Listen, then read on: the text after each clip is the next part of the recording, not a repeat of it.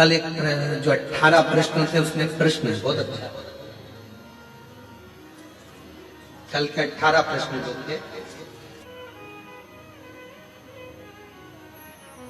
18 प्रश्न में तीसरे नंबर का प्रश्न है किसी भाई का, जिन्होंने 18 प्रश्न लिखे थे उसमें तीसरे नंबर का प्रश्न है, जरा ध्यान से देखिए। अच्छे लोगों के साथ ही बुरा क्यों होता है? 18 प्रश्न में से एक प्रश्न तीसरे नंबर पर, अच्छे लोगों के साथ ही बुरा क्यों होता है और अच्छे लोग इस संसार से जल्दी क्यों चले जाते हैं? उनके साथ बुरा क्यों हो रहा है? 18 प्रश्न में से एक प्रश्न, कल एक प्रश्न का उत्तर दिया था, आज एक प्रश्न अपन ने लिया कि अच्छे लोगों के साथ ही बुरा क्यों होता है। तो उसके लिए एक प्रसंग बड़ा सुंदर है, आप उसका स्मरण करिएगा। एक प्रसंग का साउंड अच्छा नहीं है परंतु वो एक प्रसंग का स्मरण करिएगा आप लोग साथ साथ।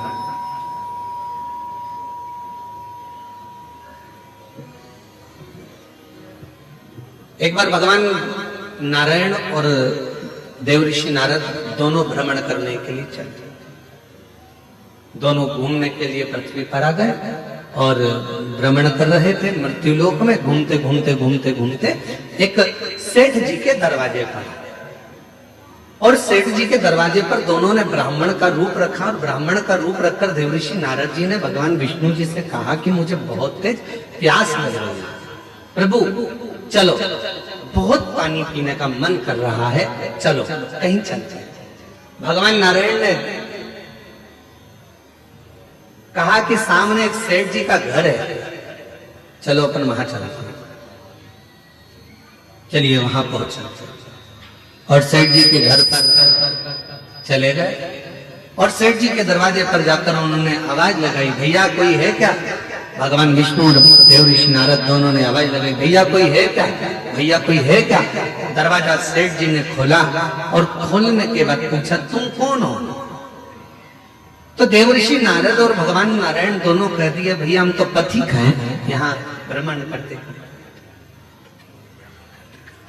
करते यहाँ आए हैं, भ्रमण करते करते यहाँ पहुंचे हैं, और भ्रमण करते करते हम लोग यहाँ पहुंच गए, हमको बहुत प्यास लगा, क्या आप पानी पिला सकते हो?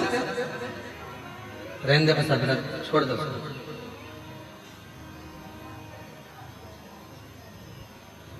क्या आप हमें पानी पिला सकते हो? और इतने में सेठ जी बाहर आए, दरवाजा खोलकर कहा, नौकर समझ रखा है क्या? तुम्हारे पिताजी छोड़कर गए हैं क्या यहाँ पर किसी को पानी पिलाने के लिए? चलो निकलो यहाँ से।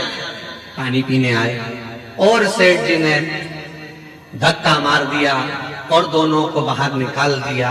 देवऋषि नारद ने भगवान विष्णु से कहा, इसको धन का अहंकार बहुत ज्यादा, श्राप दे दो इसको कि पूरा बर्बाद हो जाए। इतने में भगवान विष्णु ने पलट कर दोनों हाथ ऊंचे कर कर कह दिया, भगवान करे तेरे घर में और लक्ष्मी बढ़ जाए, तेरे घर में और संपदा बढ़ जाए, तेरे घर में और धन बढ़ जाए। देवऋषि नारद को तो गुस्सा आ गया।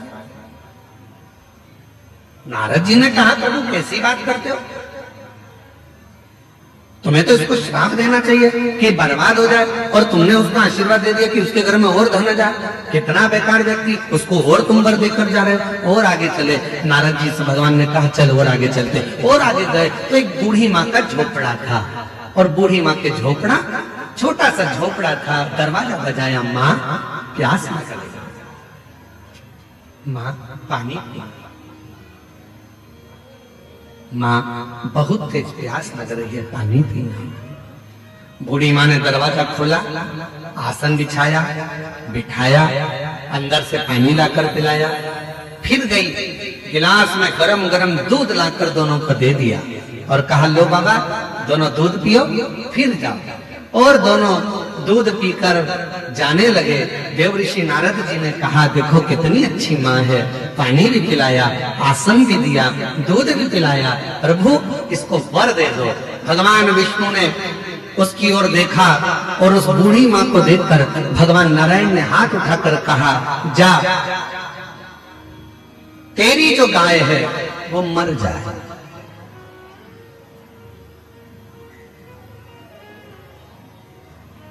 जिस गाय का तूने दूध पिलाया, तेरे पास जो गाय है वो मर जाए। अब तो नारद जी को बहुत क्रोध आया। नारद जी ने कहा, वो सेठ जी ने धक्का मारकर निकाला, उससे कहा कि तेरा धन बढ़ जाए। और वो बिचारी ने पानी पिलाया, दूध पिलाया, आसन लगाया, और तुम उससे कह रहे हो कि जिस गाय का दूध तुमने दूध पिया वो गाय ही मर जाए। भगवान नारायण नारद जी ने कहा कि मुझे तुम्हारा निर्णय अच्छा नहीं लगा, ये निर्णय मुझे स्वीकार नहीं है, मैं इस निर्णय से खुश नहीं हूं। तुमने ऐसा वर क्यों दे दिया और तुमने ऐसा श्राप क्यों दे दिया? उसने गलत क्या करा? वो तो अच्छी थी, व्यवहारिक थी, दूध भी पिलाया, पानी भी पिलाया, आसन भी लगाया, उसके बाद भी तुमने उसका बुरा कर दिया। तीसरे नंबर का प्रश्न है, किसी ने करा 18 प्रश्न में से तीसरा प्रश्न है कि अच्छा करने वाले के साथ बुरा क्यों होता है? उसका उत्तर इस कथा में है, इस कथा के संवाद में है। भगवान देव ऋषि नारद ने भगवान विष्णु से कहा, तुमने ठीक नहीं करा, तुमने उसको, उसकी गाय बिचारी उसी के सहारा था और तुमने उसको मरने का कह दिया। मरने? हाँ, क्यों? भगवान कहने लगे, सुनो देव ऋषि नारद, मैंने सेठ जी के यहां लक्ष्मी बढ़ने का वर इसलिए दिया क्योंकि सेठ धन के अहंकार में तुम्हें और मुझे धक्के मारकर निकाल दिया।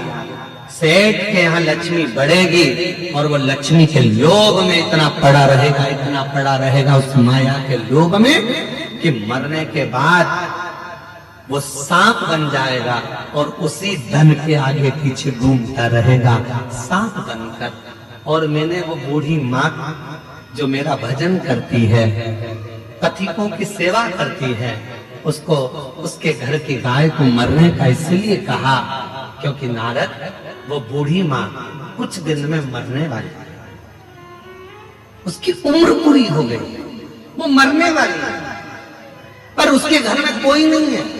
वो दिन रात अपनी बुद्धि में उलझी रहती है कि मेरी गाय का क्या होगा, मेरी गाय का क्या होगा, मेरी गोमाता का क्या होगा, मैं मर जाऊंगी तो मेरी गाय कौन रखेगा, मेरी गाय को कौन पालेगा, इसको चारा कौन देगा, इसको पानी कौन देगा। इसलिए मैंने एक काम कर दिया कि उसको कह दिया कि तेरी गाय मर जाए। अर्थात इस बूढ़ी माँ ने हमें जल पिलाया, इस बूढ़ी माँ ने हमें दूध पिलाया, इस बूढ़ी माँ ने हमें आसन दिया, तो फर्ज मेरा है कि ये जब मरे तो इसकी बुद्धि में गाय न रह जाए, नहीं तो मरने के समय पर जो याद रहता है उसी की योनि मिल जाती है, फिर वो उसमें भटकेगी, फिर 84 के चक्कर में पड़ेगी। और अगर वो गाय चली गई और उसकी बुद्धि में वो गाय नहीं रही और जब वो प्राण त्यागेगी तो वो मुझ में समा जाएगी, बैकुंठ आ जाएगी, फिर वो भटकेगी नहीं, फिर वो इधर उधर नहीं जाएगी।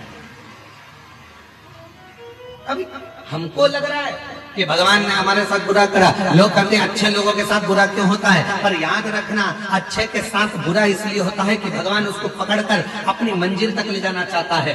बुरा इसलिए हो रहा है कि भगवान उसको संभालना चाहता है। बुरा इसलिए हो रहा है क्योंकि वो उसको हाथ पकड़कर उसकी मंजिल तक पहुंचाना चाहता है।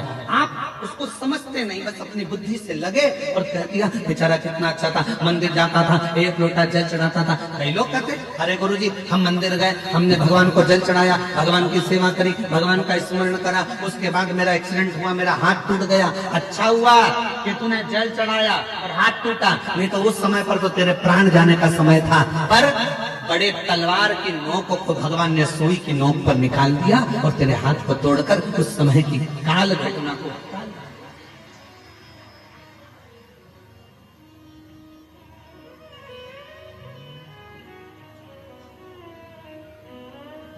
मत बुरे कर्म कर बंदे वरना पछताएगा, भगवान की आंखों से तू बच नहीं पाएगा, तू बच नहीं पाएगा। अरे ओ अज्ञानी मत कर नादानी, अरे ओ ज्ञानी मत कर नादानी तेरे कर्म कर्म का फल भी तो ही पाएगा जैसा किया तूने तेरे आगे आएगा मत बुरे कर्म कर बंदे वरना पछताएगा भगवान की आँखों से तू बच नहीं पाएगा तू बच बच नहीं पाएगा अरे ओ अज्ञानी मत कर नादानी। ये वो पवित्र धरा है। शिव महापुराण की कथा कहती है, शंकर भगवान का चरित्र कहता है, शिव तत्व कहता है। यहाँ हमारा शास्त्र वर्णन करता है कि शिव को पहचानना, शंकर को जानना बहुत कठिन है। शिव गुरु कब आता है, कब जाता है, कब कृपा करता है, किसी को मालूम नहीं पड़ता।